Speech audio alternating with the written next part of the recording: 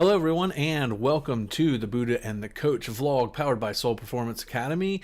I'm your host, Dan Mickle, and the Buddha and the Coach is a weekly vlog focused on the teachings of the Buddha in a coaching light. The Buddha and the Coach is proud to be sponsored by It's Called Normal Athletics. It's Called Normal Athletics makes the extraordinary ordinary through adaptive beach volleyball. Everyone should have the opportunity to enjoy and excel at the sport, and ICN offers the programs and the education to make normal for adaptive athletes to play on any court. Help them make beach volleyball court a place for everybody. For more information or to donate to the 501c3, please visit icnathletics.com. Again, that is It's Called Normal Athletics, and thanks to John and Dave and everyone doing all that great work in the space of para beach volleyball and working with some great athletes there.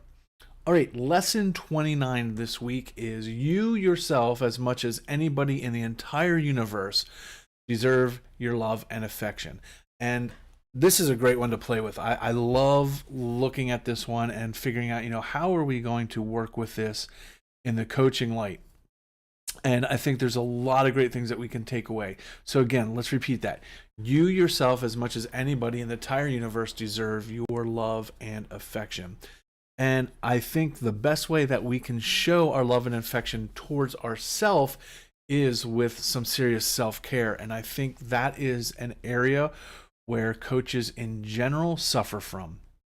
We lay so much out, we sacrifice so much for our athletes and our programs and our schools or wherever you may be at, that we tend to make ourselves a backseat rider to the journey instead of making ourselves a priority.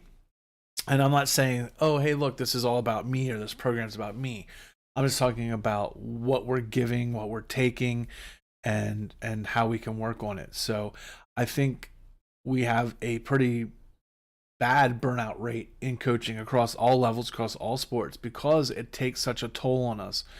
And it takes a toll because we don't know how to set those boundaries and we don't really know how to have self-care.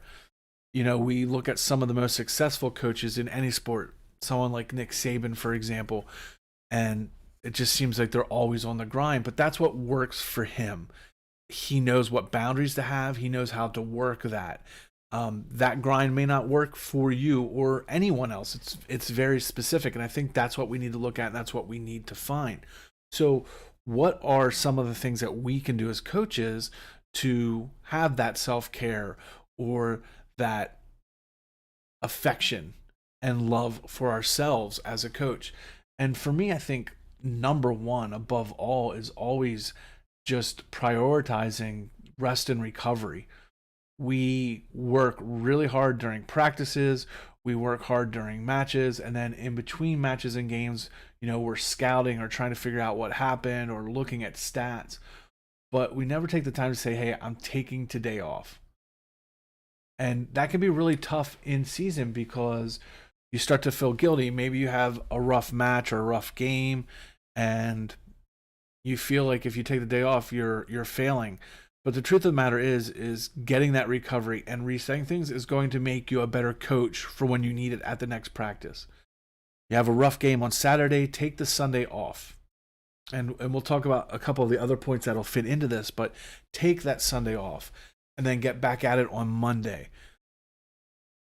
The problem is a lot of times when you have that bad Saturday, you're going to want to work and do something on Sunday. Oh, I'm just going to look at a little bit of film, or I'm just going to stat this. Shut it down completely for that day and recover.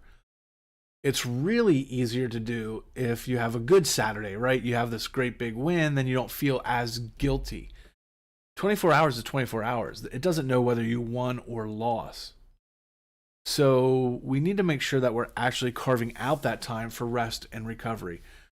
Sure, it'll be long hours, but it doesn't need to be ludicrous hours. It doesn't have to be 22 hours a day of coaching and always being on. That's what's going to send you to burnout. And then what good are you going to do when you can't do anything because you're just mentally and probably even physically unable to do it? So first for me, we got to prioritize the rest and recovery. Second is, and this is what I'm guilty at, especially in season, is we have to engage in regular exercise. Just being on the court and blowing our whistle, or running up and down the court a couple times with the team is not going to get us the exercise we need. When we are in season, it's probably even more important to make sure that we're not getting that burnout and that we're not running ourselves down. We have to have that exercise 10 minutes a day, 15 minutes a day. Get some good quality exercise in every day, especially when you're in season. Again, all this is going to help you have self-care, love, and affection for yourself, which is going to make you a better coach and a longer lasting coach because you're not going to burn out. Practice and incorporate some mindfulness and relaxation techniques, progressive muscle relaxation, meditation, mindfulness, all that stuff. A couple minutes a day can do wonders for you mentally, physically, and just as a coach, help you see things a little bit clearer.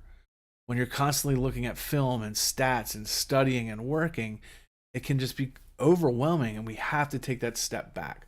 So you can put a little bit of that mindfulness in there, that breathing work. Again, progressive muscle relaxation, all that stuff can help you have a clear mind, which is going to let you be a better coach, but it's also showing yourself that you care. You want your players to be mindful. You want your players to have breathing and relaxation techniques. Well, you should too as a coach, because it's just as stressful for you. Have a peer group, have other mentors or peers that you can talk with and that you can work through things.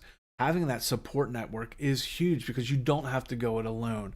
And again, lots of times when we get into the middle of season, sometimes we're afraid to pick up that phone or that email because we're afraid it's going to show that maybe things aren't going the way we wanted it to, or we're worried that the other person is too busy. And we hold all these conversations and things that we want to talk about until the end of the season, or in the middle of all season. But it's in season that we really need to look at it. So don't be afraid to connect with others, coaches, peers. Reach out to them, bounce ideas off of them, vent to them. That's why we have mentor networks, but we have to make sure we use it. We can't just go it alone or think that you're going to get out of this funk as a coach. Use the tools and the people around you to help you with that. And then the last one's a big one, is engage in hobbies and interests outside of coaching. Find something to do when you're not coaching, whether it's fishing, drawing, writing, singing, just listening to music. Have other passions so that when you start to get a little bit overwhelmed, again, even when it's in season, take a break. If you have a day off, go do something that isn't involved with the coaching. Spend it with family.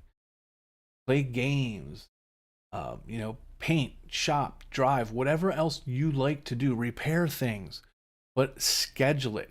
Don't just say, oh, I'll get to it when I feel like I can, or you're just going to continue to burn yourself out and continue that endless loop.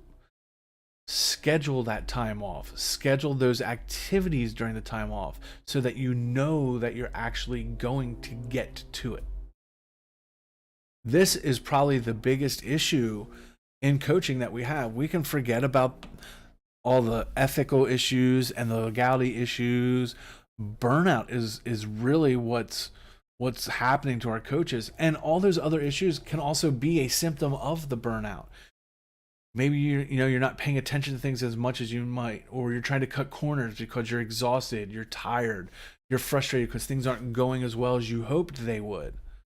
So when we start to put the self-care on the back burner, other aspects of our program, the quality of coaching that we're giving, the ethical value of what we're doing, the integrity of what we're doing, all kind of can get put on the back burner by accident because you're just trying to get through it. You're just trying to get over it or end the season because it's been tough.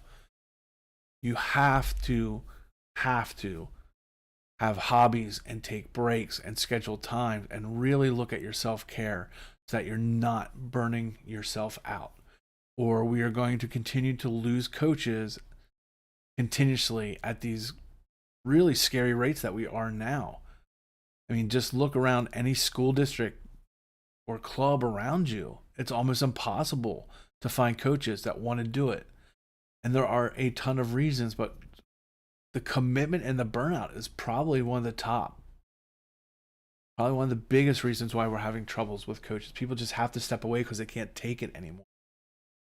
So Let's learn to love and show affection to ourselves so that we don't burn out and that we can continue to play. So let's have this discussion. What are some of the things that you do as a coach to kind of show self-care, or how do you take that break, or how do you engage? What hobbies do you do, in season and out of season to help you keep those stress levels down and keep wanting to go? Hit us up in the comments. Make sure you subscribe, like, and share. And again, this is lesson 29 of Buddha and the Coach. You yourself, as much as anybody in the universe, deserve your love and affection. Share all of this with your coaches and your friends. And we would love it if you would hit that subscribe button on whichever side it is. One day I'll figure that out and get it right. And remember, you can hit me up on all social media at Real Dan Mickle. You can also hit us up, Soul Performance Academy, at 717 Soul across all social media. Peace, much love, don't suck. See you back here next week. And remember, one day one. It's either day one or one day, your choice.